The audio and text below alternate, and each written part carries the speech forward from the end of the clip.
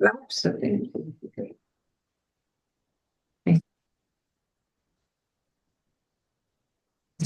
Que meu papel também está pensando. Você lê para nós, Bia, por favor? E estando reunidos os fariseus, interrogou-os Jesus, dizendo: Que pensais vós do Cristo? De quem é filho? Eles disseram: De Davi. Disse-lhe eles: Como é então que Davi, em espírito, lhe chama Senhor, dizendo: Disse o Senhor ao meu Senhor: Assenta-te à minha direita, até que eu ponha os teus inimigos por escabelo de teus pés? Se Davi, pois, lhe chama Senhor, como é seu filho? E ninguém podia responder-lhe uma palavra. Nem deste dia ousou mais alguém interrogá-lo. Então, vou fazer uma recordação do que a gente viu, né?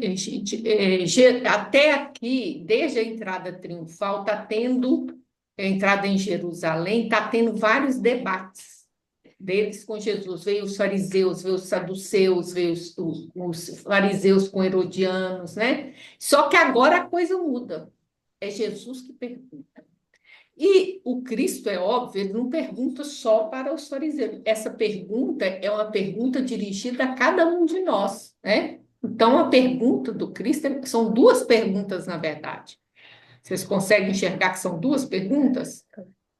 Né? Que pensais Cristo e de quem ele é filho? Mas eles só dão uma resposta. E qual que é a resposta deles? Hã? De Davi. Mas eles dão uma resposta porque no entendimento deles, essa resposta condensava a resposta das duas perguntas. Então, semana passada, a gente viu que é, existe realmente a profecia, várias profecias em que o Cristo ele teria que ser descendente de Davi. E nós vimos que o Cristo, isso é uma coisa que nunca foi questionada do Cristo. Ele era descendente de Davi, tanto para o lado de Maria quanto do lado de José. Então, nenhuma das pessoas que era contra ele nunca questionou a descendência davídica dele. Tá? Mas aí que está o negócio. É importante, eles responderam isso, e para eles, o que Davi representa diz tudo o que eles pensam do Cristo. Davi da tribo de Judá. Da tribo de Judá. Exatamente. E aí, gente, alguém sabe o que que Davi, quem é Davi, o que que Davi representa? Então, nós vamos ver hoje. Isso ninguém está sabendo, tá? Escolhido. Hã? Não, aí é o salmo que nós vamos ver, tá? Então, para eles, esse ser de Davi, de Davi, descendente de Davi, resumia todo o que eles pensavam a respeito do Cristo. Mas é importante a gente pensar essa pergunta de Jesus, porque ela dirige a cada um de nós. O que que você pensa, o que que você entende, qual a sua expectativa, o que que você espera? Porque Cristo, alguém lembra o que quer dizer Cristo? Cristo significa ungido, alguém escolhido e consagrado por Deus. Isso, para uma missão. Então, você está entendendo que missão é a minha? Né? Você entende o que que representa um Cristo? O que que você pensa sobre isso? Isso é muito importante para cada um de nós, porque eu posso ter expectativas falsas a respeito do Cristo. Então, eu vou dar dois exemplos. Quando eles falam que é Davi, quem era Davi? Pastor de ovelhas e depois virou o quê? Rei e um rei guerreiro. Então, o que que eles esperam de Davi? Do filho de Davi? Um rei guerreiro e pastor. Mas, principalmente, o Davi foi de grandes conquistas. Eles esperam isso. Então, se eu tenho essa expectativa, eu posso me frustrar porque às vezes eu não estou entendendo o que é o Cristo. A outra coisa, por exemplo, na nossa época, o que que se espera do Cristo? Se espera que o Cristo morreu pelos meus pecados, passados e futuros, bem.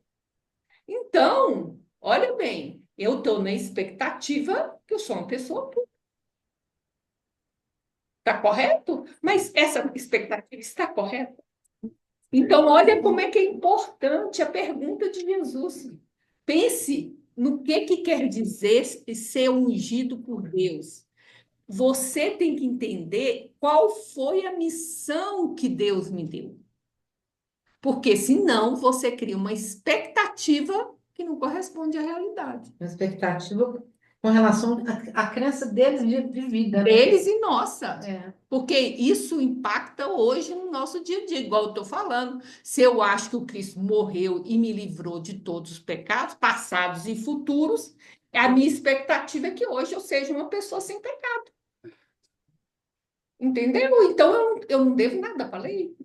Eu não tenho que reajustar nada diante da lei, eu não tenho que construir a minha iluminação. Alguém já morreu, já pagou, como se Deus fosse um banco.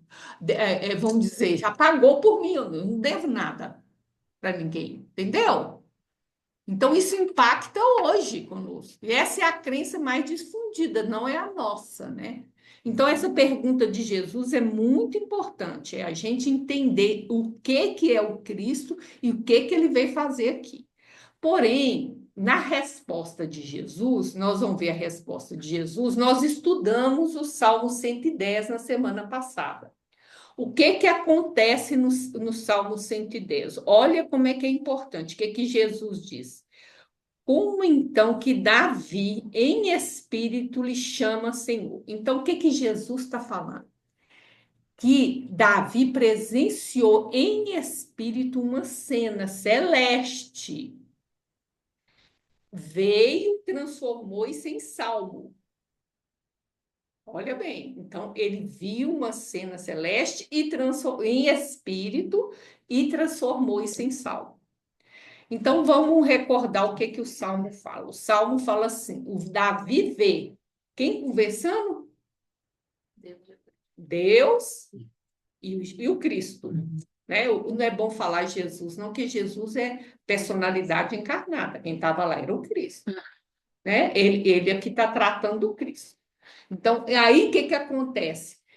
Deus coloca Cristo à direita, ou seja, corregente de Deus, ok? E aí fala com ele, você fica à minha direita enquanto eu pego seus inimigos e os coloco sob escabelo dos seus pés. Ou seja, que os seus inimigos se submetam completamente a você. Depois ele faz uma afirmação. Alguém lembra? Tu és sacerdote pela ordem de Melquisedeque. Ele afirma, o Cristo é sacerdote. E o que o sacerdote faz? Exatamente, ele é o intermediário, é a ponte entre Deus e nós. Muito bem, aí tem a segunda parte do salmo, que muda. Quem é que está no trono agora? O Cristo. E quem está à direita? Deus. Então, gente, pensa comigo. Quando um rei morre, quem é que assume o trono? O filho. Então, o Cristo é o quê? Filho de Deus. Entendeu o que o Salmo está querendo dizer?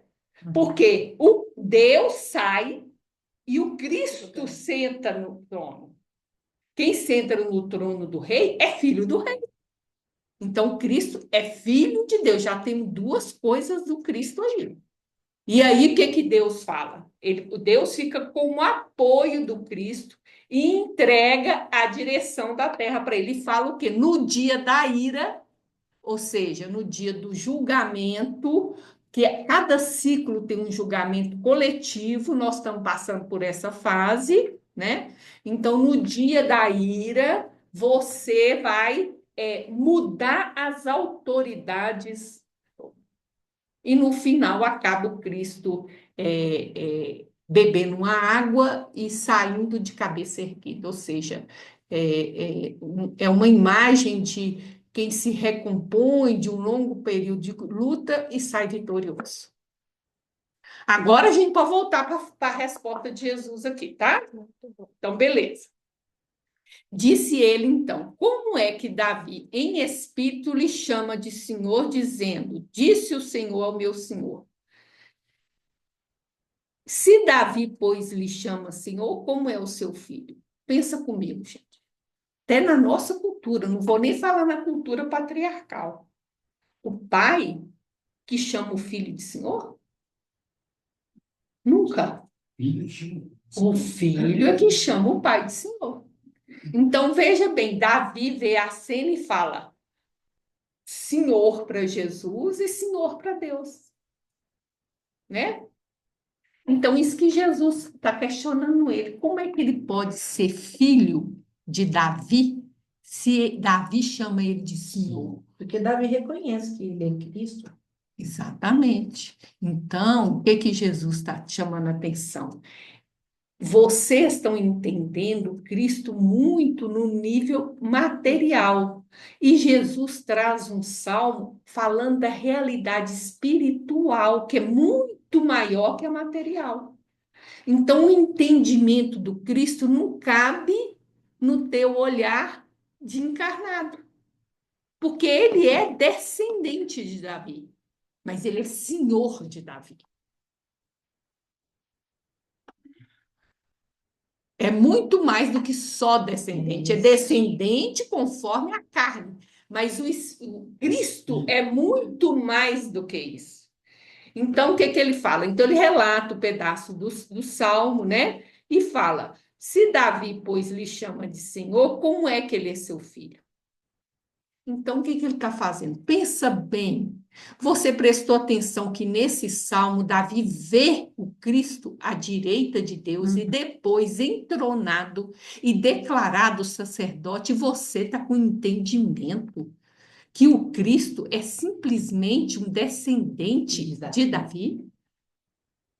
Então, a sua expectativa de um rei guerreiro e pastor não está muito limitada para esse salmo? Está muito limitado para a visão que a gente tem daqui, né? Deles. Então, se eu entendi, sua expectativa vai ser frustrada porque você não está entendendo quem é o Cristo. Ele é o Filho de Deus, ele é sacerdote. O Cristo, claro que sim, ele é, né? Tem que saber o resto. Ele tem Eu tenho certeza que ele É isso aí.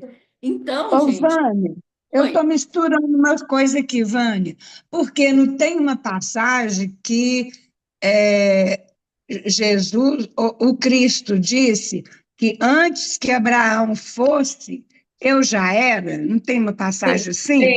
Tem. Pois é, Exatamente. então, quer Olha dizer, o bem, Cristo era filho de Abraão também, né? não. Olha bem, antes que Abraão nascesse, antes que Abraão fosse, eu já era.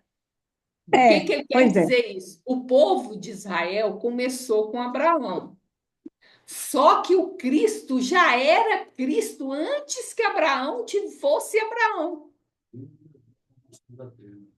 Desde antes da formação da terra, gente. Ele já era Cristo, senão ele não podia receber a tarefa.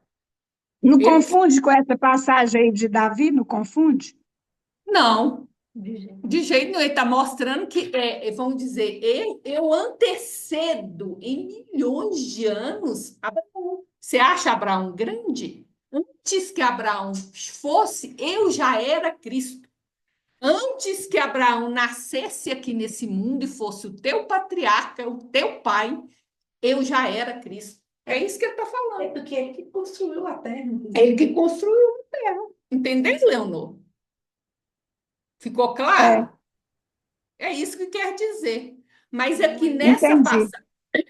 nessa passagem, então, Cristo apontando para nós três facetas do Cristo. Alguém consegue lembrar quais são as três facetas? O que é o Cristo? Facetas assim? O Cristo quer dizer ungido, escolhido.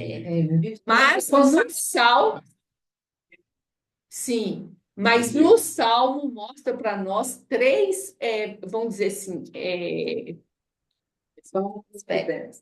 não, mostra para a gente três aspectos para a gente entender o Cristo. Três particularidades, três características. O que que eles responderam? Um é sacerdote, ele ser Sacerdote, um exceção. Hã? Sim, mas isso quer dizer o quê? Quando você assume o trono do rei. herdeiro. Não. Não. Veja bem, sacerdote é uma função. Rei, Ele- é rei. Quando ele assume o trono de Deus, o que quer dizer isso? Uai, Filho de se Deus. Deus era o rei, ele também é o rei. Ele é filho de Deus, gente. Olha bem, eu sou o rei. O rei morreu. Quem assume o trono? O filho do rei. O filho do rei. Se Deus sai do trono e dá para ele, o que quer dizer isso? Ele é filho de Deus. Então são esses dois. E o terceiro? E o que eles responderam, gente? Não está errado, não. Filho descendente de Davi, filho de Davi. Então, eles não estão errados. O que eles estão é estreito.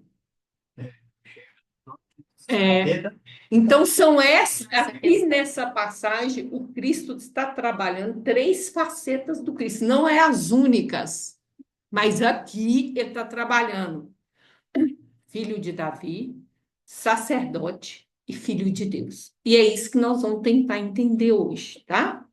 Então, se eu vou para filho Davi, Davi era um rei guerreiro. Sim, o Cristo pode ser um rei guerreiro, um que luta por nós e não contra nós. Entendeu a diferença? Ele luta, ele acredita e ele batalha para a nossa evolução. Ele não é um rei guerreiro que vai derrotar os outros para nós. Não é isso. Toda a humanidade. E ele é pastor porque ele é guia, a mesma coisa, gente. Nós somos as ovelhas, o que o pastor faz? Ele guia. E aí, por isso que a gente fala que ele é guia. Salmo 23.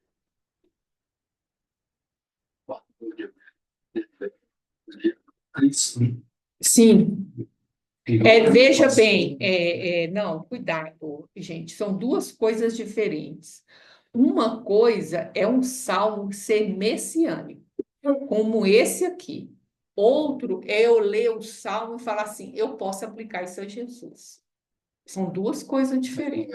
Não sei, eu nem estou lembrando qual. Salmo 23. Sim, tem que olhar. Eu não sei, gente, eu não sei a Bíblia de cor. E muito menos tudo eu tenho que estudar, não sei, não tem resposta para tudo. Então, a primeira coisa é isso. O que significa ser filho de Davi? Quando a gente fala que ele é guia, nosso guia, eu estou remetendo à função dele de pastor de almas, ok? Quando eu falo sacerdote, vocês lembram que lá em Paulo a gente estudou que o Cristo ele é o conciliador, que nós rompemos a aliança com Deus e o Cristo é aquele que vai conciliar seu capurete entre Deus e nós. Então, o sacerdote é isso. Para quê? Para construir o templo dentro de cada um. Então, ele vai ajudar a gente a construir esse templo dentro de cada um de nós. Ok? Tá dando para entender, gente? Que se não tiver, interrompe, tá? E por último, ele é filho de Deus, porque quando ele fala assim, quem vê a mim, vê o Pai. Olha como é que ele tem todas as características do Pai. Ele é filho do Pai. Igual, por exemplo, alguém chega para mim e fala: Nossa, como você parece com sua mãe ou parece com seu pai? Porque o filho tem que apresentar as características do pai. Então, no nosso, vamos dizer, nível evolutivo, o que eu posso entender de Deus basta eu olhar para o Cristo, porque ele é filho de Deus. Então, ele apresenta as características do pai dele. E é por isso que ele é modelo. E é por isso que ele é mestre. Porque todos nós temos que nos tornarmos filhos de Deus. Vão entender isso, tá, gente? Todos nós somos filhos de Deus. Sim, Deus criou todos nós. Só que a gente tem que refletir a Se divindade. parecer com ele, né? Exatamente. Tem que refletir Seu o quê? filho. O que que é Deus? Então, por isso que você é inteligente. Porque seu pai é inteligente. Mas, além disso, nós já estudamos na Joana, o que que ele é? Deus é amor. João fala isso, não é? Certo. Verdade também. Então, por isso eu tenho que refletir amor e verdade. Aí eu me torno filho de Deus. Deu para entender a diferença? Então, na Bíblia, nós somos servos. Porque eu não apresento as características do meu pai, então eu sou servo. A hora que eu conseguir refletir as características do nosso pai, eu sou filha de Deus. Mas não quer dizer que eu não sou de origem divina, vocês estão bem entendendo isso, né? A diferença. Nós estamos fugindo de casa. É como se a gente fosse. O Paulo fala que é como se a gente fosse menor de idade. O Paulo vai explicar isso assim: o herdeiro, enquanto é menor de idade, não diferencia do escravo. Somos nós. Porque eu não consigo refletir as características de Deus. Quando ele vira maior de idade, ele assume a herança. Ou seja, eu vou assumir o amor, a verdade, que é isso que reflete Deus, que eu estou refletindo Deus. Aí eu sou filho maior de idade. Eu sou filho de Deus. Eu vejo filho mais velho só. Você viu lá que depende, cada um tem uma dor É. diferente. Também.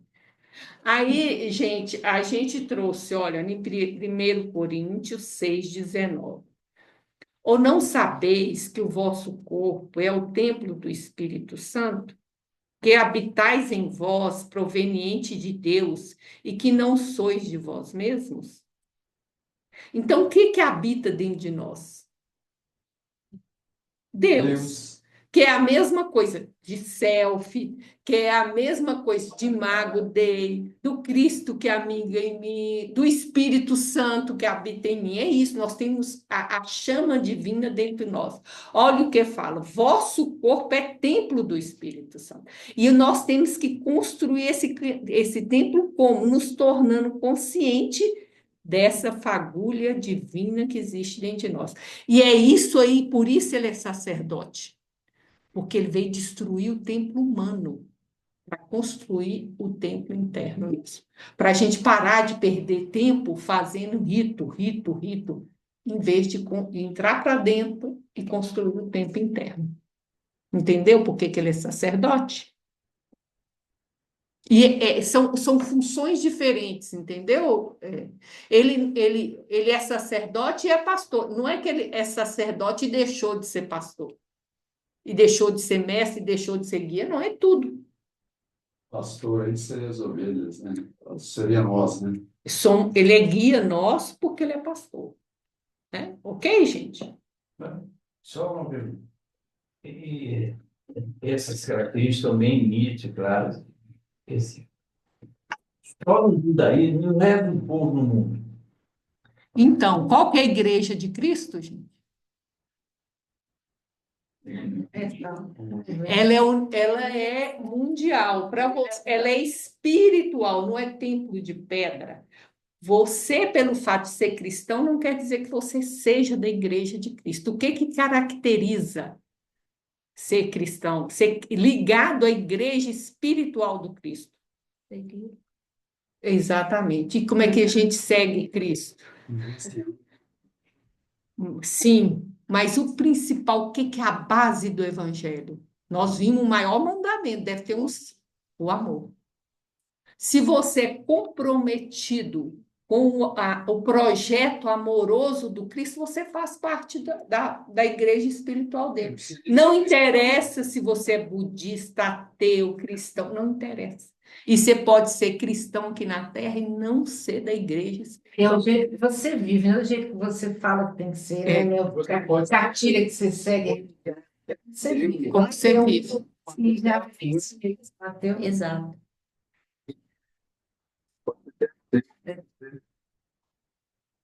Amar. Você é da igreja. Prosperidade. É o amor, nós vimos um mandamento. Qual que é o maior mandamento? Amar a Deus sobre todas as coisas e ao próximo como a si mesmo. Exatamente, são 3 amores. Se você viver os 3 amores, amor por você, por outro, para Deus, e tudo igual. Ele fala, Na minha equivalente, né? Então, você está na igreja de Cristo. A Carolzinha hoje falou tão bonitinho sobre amar a ti mesmo. Ela cortou a questão do egoísmo. O jeito que ela colocou na sala. A Carol da Trio hoje cedo, né? Foi que dá latir, né? Para ver se a gente começa a trabalhar com esse aqui, mas não é para questões. Porque nós estamos ligados aí com isso, nós somos egoístas, nós trabalhamos, nós cuidamos de nós primeiro, mas cuidar disso não, como é que é, com profundidade, olhando para dentro mesmo. Então, esse é o primeiro passo. Porque Sabe, nossa pra herança fazer somos, essa nós somos caminhada. herdeiros de nós mesmos, né? Né? Então, para a gente fazer essa caminhada. Então, ele, até nisso, como que é a sabedoria de trazer o mandamento, né? Porque sabe que na nossa caminhada nós somos ligadas de uma forma muito egoísta. Cada Só um que somos conosco. vocês Então, a gente voltam precisa ter atenção. lá na Joana, que eu trouxe um texto para vocês que fala que o egoísta não se ama. Pois é, mas assim, numa linguagem, né, para você fazer o palestrinha, ela foi Sim. feliz na colocação dela, porque você foca. Então, mas olha só, presta atenção. Olhar para você, mas não é olhar para você por ter, chutar e papar, não, olhar para você, de uma forma assim que você se volte mesmo, primordialmente com isso, é a sua prioridade, você continuar. Porque, na verdade, o egoísta não gosta de si mesmo. Porque o egoísta, ele está baseado nos valores do ter, do encarnado. Logo, ele não olha para os valores espirituais, então ele prejudica o espírito dele. Então, como é que ele pode gostar dele mesmo? Entenderam a isso diferença? Eu sou Vânia, eu sou encarnada. Meu olhar é do ter, do possuir, do dominar. É essa a mentalidade do egoísta. Só que eu sou um espírito eterno. Eu tinha que investir no ser. E aí o egoísta ele não se ama, porque ele prejudica o espírito dele. Quando ele age pelo ter, pelo segurar, pelo apego. Ele não pode ter amor. É isso que ela Por isso que é realmente importante que ela por isso que falou. ela colocou, porque Vai se vai entrar ser pra algo, você dentro. olha isso como uma forma egoísta e não é, porque amar a ti mesmo é para você voltar para dentro, não trabalhar isso dessa forma só material. E a gente pensa isso, né? Eu Cuidado com isso. pegar as coisas melhor para mim Isso é falta de fé no futuro. também. É falta de pensar em mortalidade. A validade fica perto do orgulho. O egoísta, eu quero tudo para mim. O orgulho, eu sou melhor que todo mundo. Por isso, eu quero tudo para mim. É o instinto de conservação que está por trás, né, gente? Está exagerado o instinto. Então, vamos voltar aqui para o livro. Aí eu trouxe para nós uma fala aqui do livro Renúncia, tá?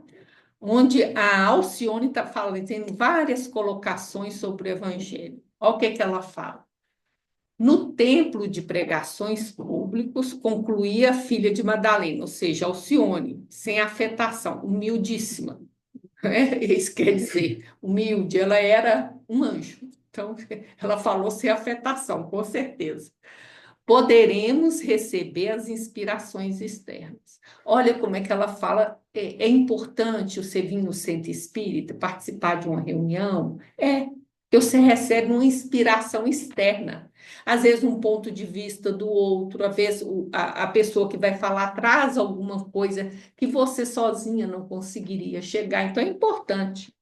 Agora, no culto íntimo aí, agora ela vai falar. Entramos em contato com o próprio eu. Olha bem, a noção que ela tem que existe uma consciência mais profunda, que é a consciência espiritual. Então, no culto íntimo, eu entro em contato com o meu próprio eu, o verdadeiro eu, que é o que Jonas chama de self.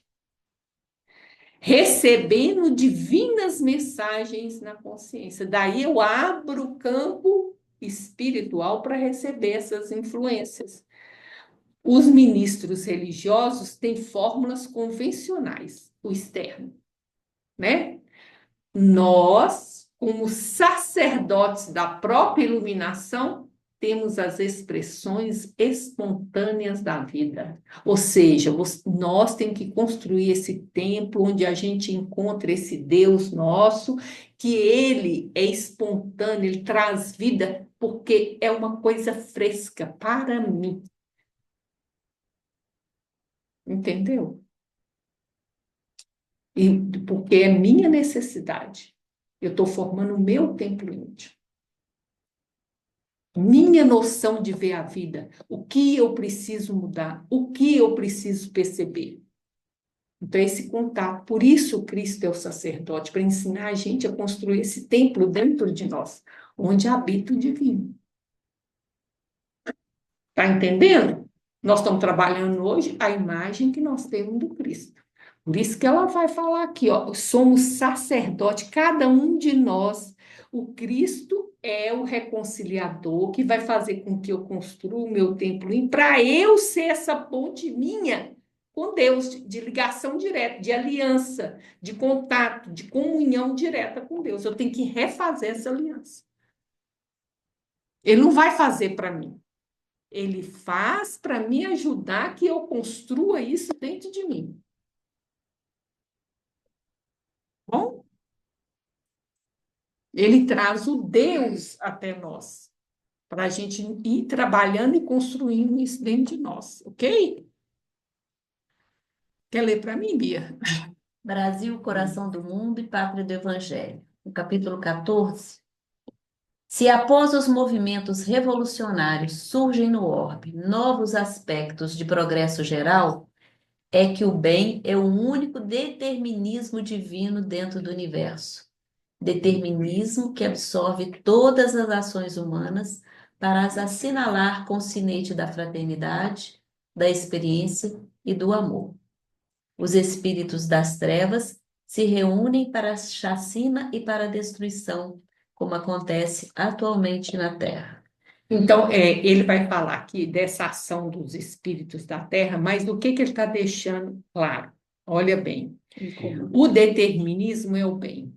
A gente erra, faz movimentos sanguinolentos aí, de agressão contra os outros, mas Deus está sempre procurando pegar esses efeitos da ação humana e transformar em algo benéfico, tá?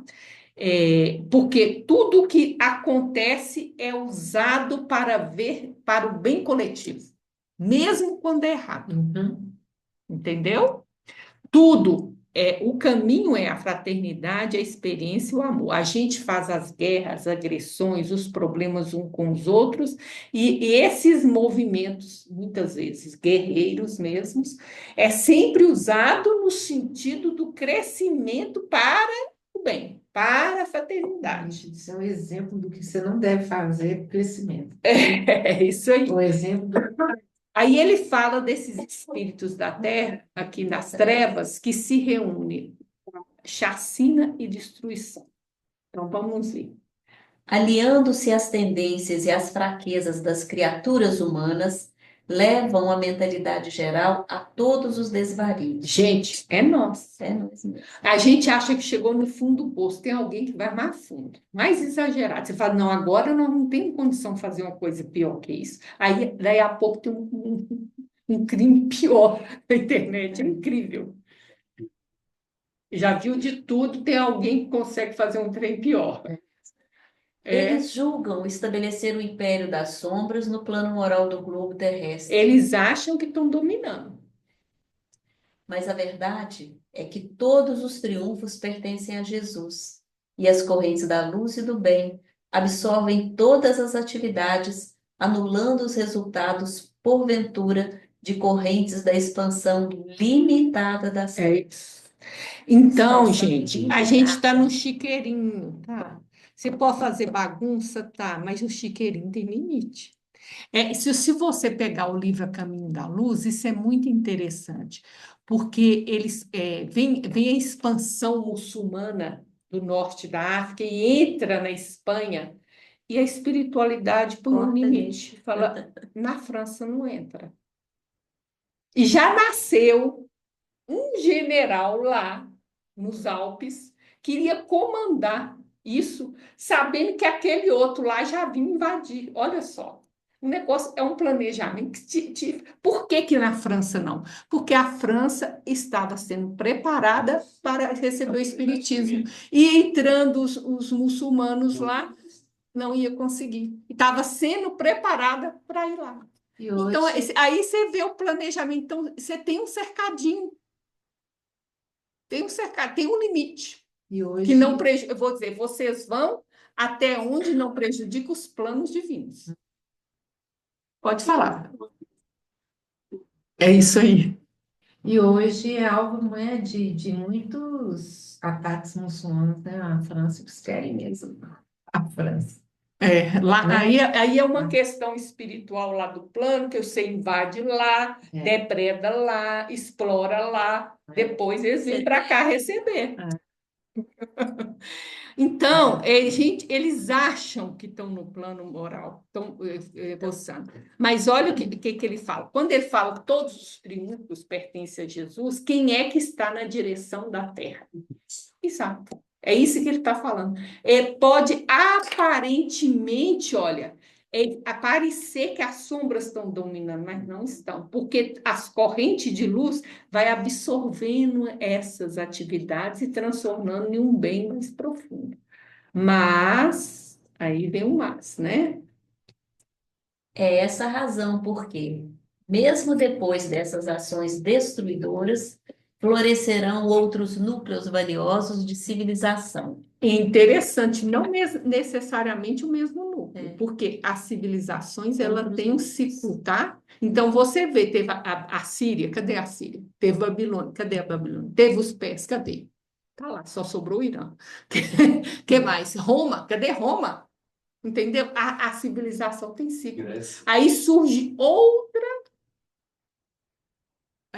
a Grécia foi com Alexandre o Grande, foi com Alexandre o Grande.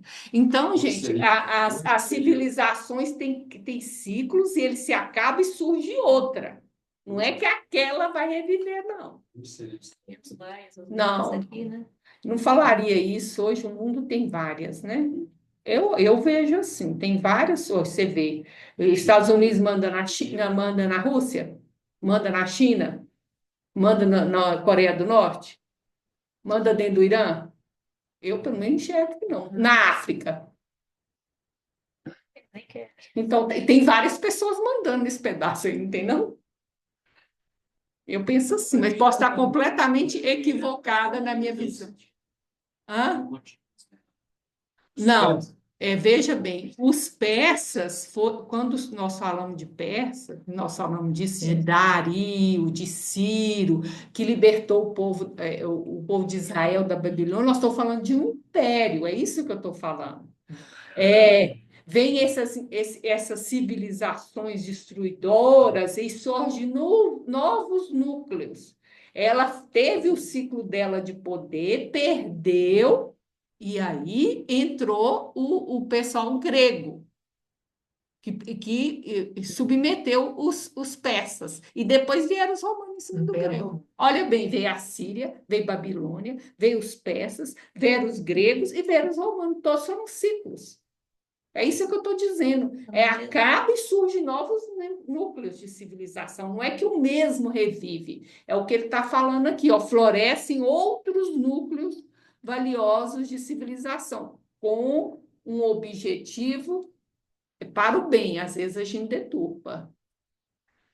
Às vezes ocupa o mesmo espaço físico, mas são outros. E hoje o Irã manda ninguém no país deles. Mas ele não é império. Olha o império persa que era. Não pode culpar? Ué. Né? A mesma coisa, Roma existe, tá? também. Também. A mesma coisa Roma, gente. Olha o que era o Império Romano e o que é Roma hoje. É isso, acabou. Acabou o ciclo. Então, ele vai falar aqui, olha, esses ciclos vão acontecer até que a fraternidade deixe de ser uma historinha no coração da gente, esteja extinta as vaidades patrióticas. Gente, até que eu olho o rio e acho que quem está do outro lado da margem não é meu irmão. Porque é assim que a gente pensa. Quem está do lado de cá do rio, vale. Quem está do lado de lá, eu posso fazer o que eu O quero. crescimento tem que ser global, não pode ser só de uma comunidade. A gente ser promovido, né, uma terra de regeneração mesmo, É. né? Tem que ser Não, global. não é que não vai ter diferenças étnicas, isso vai continuar existindo, mas veja bem, eu não posso fazer negócio com um país vizinho e só eu levo vantagem. Tem que ser bom para ele e bom para mim. E hoje não é assim, cada um cuida do seu umbigo, pode pegar do outro o máximo, consegue, isso é um embate, né? Isso acontece entre irmãos, né? É. Herança do pai. Para que prevaleça um só rebanho, um só pastor, que é o Cristo, tá vendo? De toda a terra.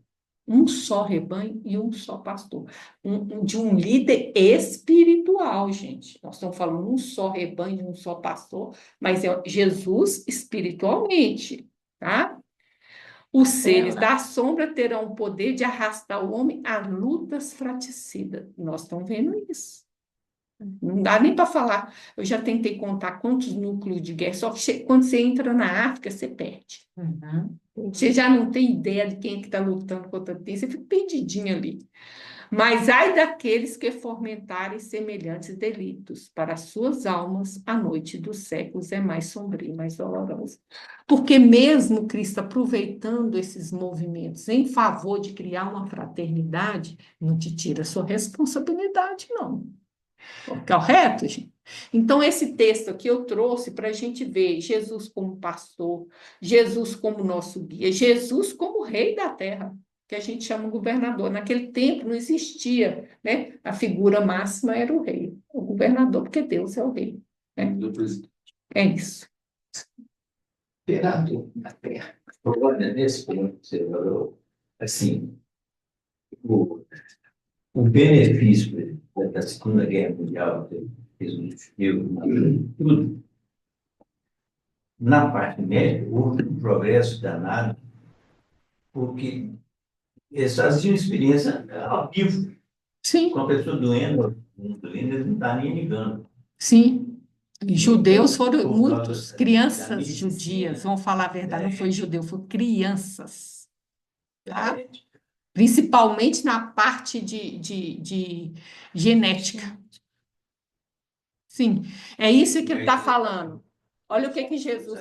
Pois é, mas não, teve várias experiências genéticas feitas com crianças, ponto. Isso é errado? Completamente antiético. Mas, o que Jesus está falando? Que mesmo as nossas piores crueldades, ele procura usar em benefício da humanidade. Mas os responsáveis por essas crueldades vão ter que responder por isso. Segunda coisa, não existe inocente que sofra, a não ser que ele seja missionário. Todos nós estamos submetidos à mesma lei. Então, isso diz tudo. Está cheio de gente errada, mas não tem nenhum inocente sofrendo, né? É isso.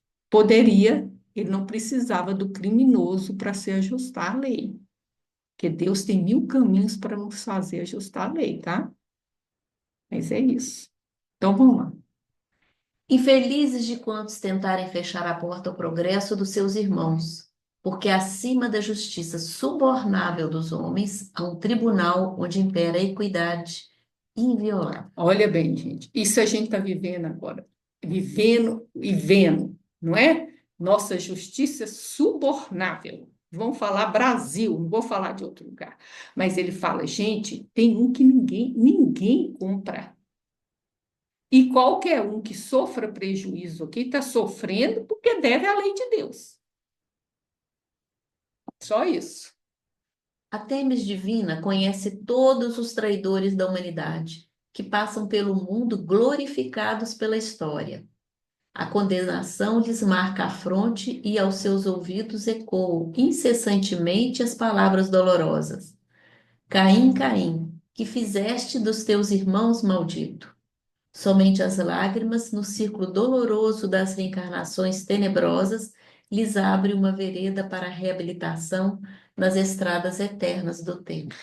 Temis, gente, é a deusa da justiça, e está falando da divina, tá vendo? Então, é o que ele está falando aqui. Apesar dos homens, a humanidade vai se transformar, mas isso não libera da responsabilidade que né? A geração vai chegar. Tá aí, né? Isso. Mas não fica esperando a geração, se a gente não fizer essa parte, né? E aí ele também fala que mesmo esses traidores da humanidade, esses que prejudicam, eles também vão ter a sua senda de redenção, né, gente? Todo mundo, né, vai ter a sua oportunidade. Essa é a parte mais pesada. Hã? Reabilitação, mais ou menos regeneração. Sim, mas aqui é individual, tá? Não quer dizer que vai ser aqui na Terra, não. A Tidinha já está de férias, né? Ela queria fazer hoje, porque ela não tinha avisado a todos. Ah, então tá.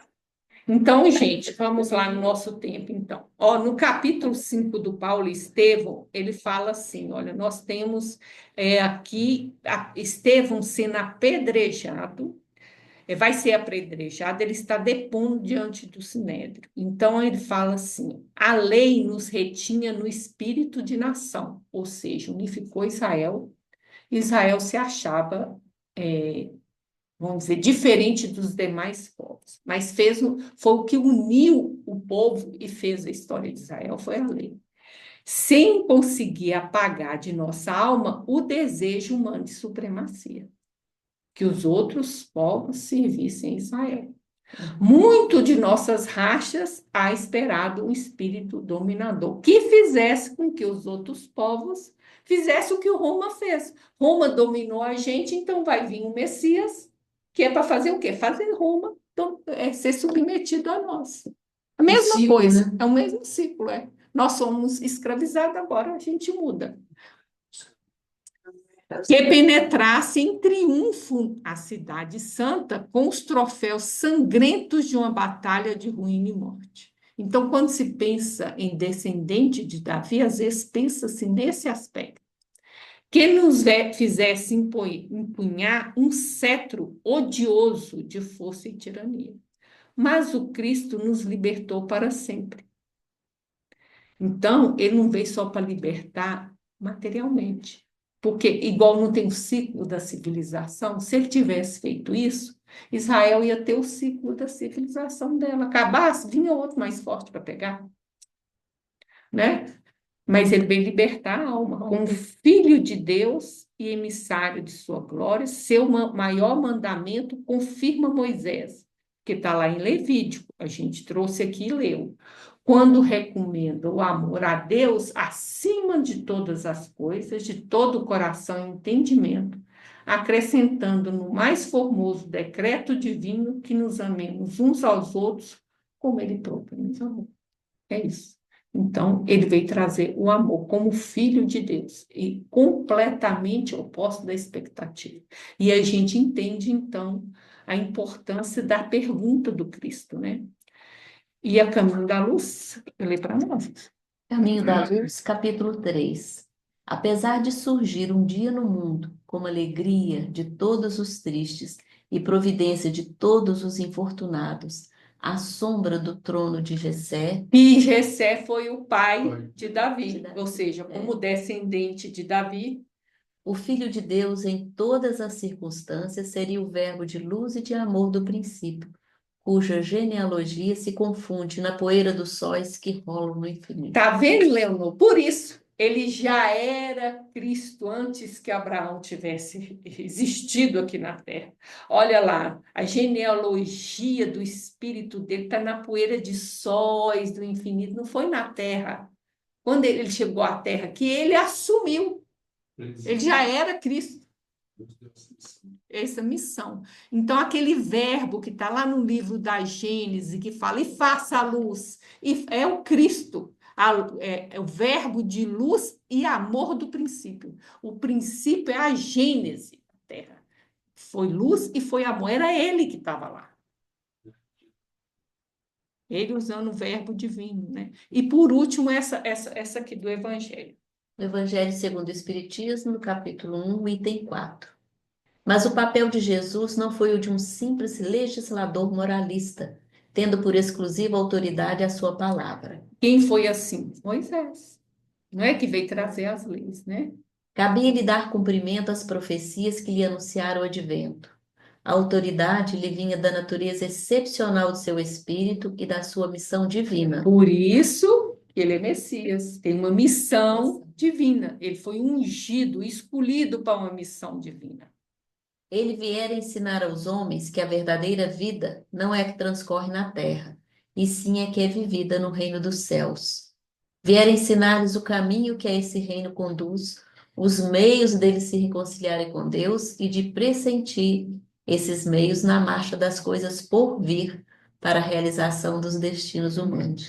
Então, ele veio mostrar isso, né, gente? Que a vida, olha bem, por isso que ele usa um salmo que fala da parte espiritual. Se eu for querer entender o Cristo só como o Jesus encarnado, eu não estou vendo nem um pedacinho do que é o verdadeiro Cristo. Porque o Davi, o filho de Davi, é muito pouco para descrever o que o Cristo é. E ele, olha, ele vem nos reconciliar com Deus. Olha aí, o conciliador, o sacerdote conciliador, né? E prescindir esses meios. Quais meios, gente? De reconciliar. De reconciliar. Na marcha Na- das coisas que o por que ele vir. vai vir. Desses acontecimentos que nós estamos vivendo aí. Eu tenho que ver nesses acontecimentos tumultuosos a oportunidade de me reconciliar com Deus. É para isso. Mas, Espírito de verdade, É. lá no Cristo Consolador, capítulo 6 do Evangelho, Tudo indica que é, né? Sim. Espírito de verdade. Sim, Ok?